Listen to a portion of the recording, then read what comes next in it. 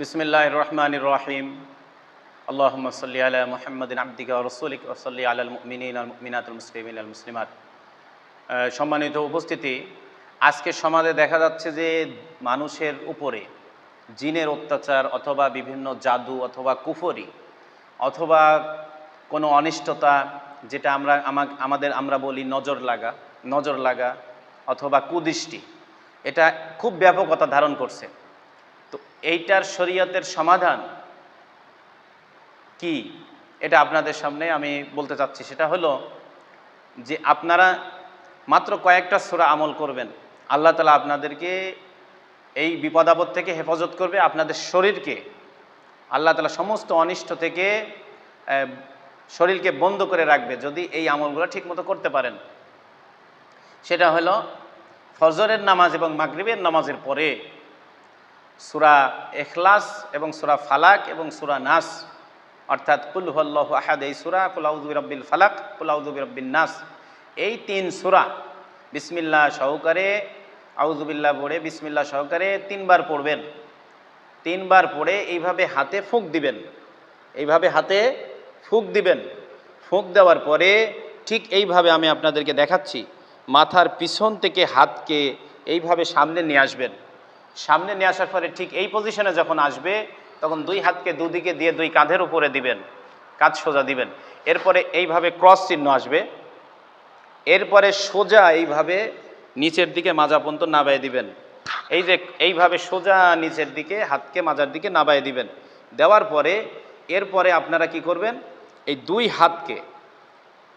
হাত অর্থাৎ ডান হাত বাম দিকের মাজার দিকে গেছে এবং বাম হাত ডান দিকের মাজার দিকে গেছে, দুই হাতকে ঠিক আবার সোজা নিয়ে এসে ডান হাত ডান দিকের মাজার উপরে, বাম হাত বাম দিকের মাজার উপর রেখে এরপরে একবারে পা পর্যন্ত, পায়ের একবারে পাতা পর্যন্ত এইভাবে মুছে দিবেন হাত দিয়ে ডান হাত দিয়ে বাম হাত পুরা মুছে দিবেন, বাম হাত দিয়ে ডান হাত মুছে দিবেন। এভাবে কয়বার হলো? একবার হলো।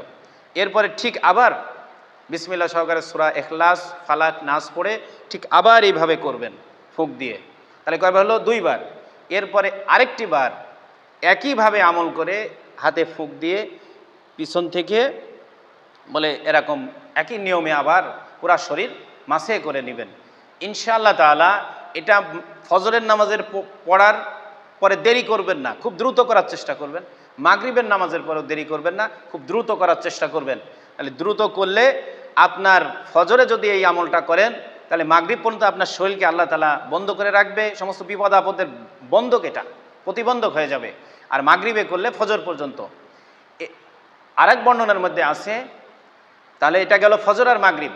জোহর আসর এবং এশা এই দুই ওয়াক্ত, এই তিন ওয়াক্ত সূরা ইখলাস ফালাক নাস এই তিন সূরা একবার করে পড়ে রাখবেন।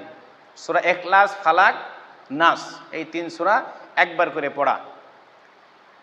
আর রাত্রে ঘুমানোর সময়, রাত্রে যখন ঘুমাইতে যাব বিছনার উপরে শুয়েও আমরা এই আমলটা করতে পারি অথবা বসেও করতে পারি। তো শুয়ে করার রেওয়ায়াতটাই বেশি মজবুত এবং শক্তিশালী। সেটা হলো এই তিন সূরা ইখলাস ফালাক নাস পড়ে হাতে এভাবে ফুঁ দিয়ে এইবার আর মাথার পিছনে নেব না, মাথার সামনের থেকে হাত যতদূর দেয় সোজা, মাথার সামনে থেকে হাত যতদূর দেয় সোজা এইভাবে আমরা মাসে করে নিয়ে ডান হাত মাসে করবো, বাম হাত মাসে করবো, বাস এইভাবে তিনবার করব। তাহলে সারা রাত আল্লাহ তাআলা সমস্ত অনিষ্ট থেকে হেফাজত করবে। আর প্রত্যেক নামাজের পরে আয়াতুল কুরসি পাঠ করব। এর সাথে সাথে আরেকটি দোয়া আছে, বিসমিল্লাহিল্লাযী লা ইয়াদুররু মা ইসমিহি শাইউন ফিল আরদি ওয়ালা ফিস সামাই ওয়া হুয়াস সামিউল আলিম। এই দোয়াটা সকালে এবং সন্ধ্যায় তিনবার করে পাঠ করব। ইনশাআল্লাহ তাআলা সমস্ত বিপদ আপদ অনিষ্ট থেকে, চোখ লাগা নজর লাগা থেকে আল্লাহ তাআলা আমাদেরকে হেফাজত করবে। এই সামান্য আমল অল্প সময় লাগে, ইনশাআল্লাহ আমরা করব। এবং এই যে আয়াতুল কুরসিটা যেটা বললাম 5 ওয়াক্ত নামাজের পরে পড়ার কথা, ওইটা রাত্রিতেও আপনারা পড়বেন ইনশাআল্লাহ তাআলা, রাত্রিতেও ওইটা পড়বেন। আল্লাহ তাআলা পুরা রাতকে সমস্ত অনিষ্ট থেকে আল্লাহ তাআলা হেফাজত করবে আমাদেরকে, পুরা রাতের অনিষ্ট থেকে।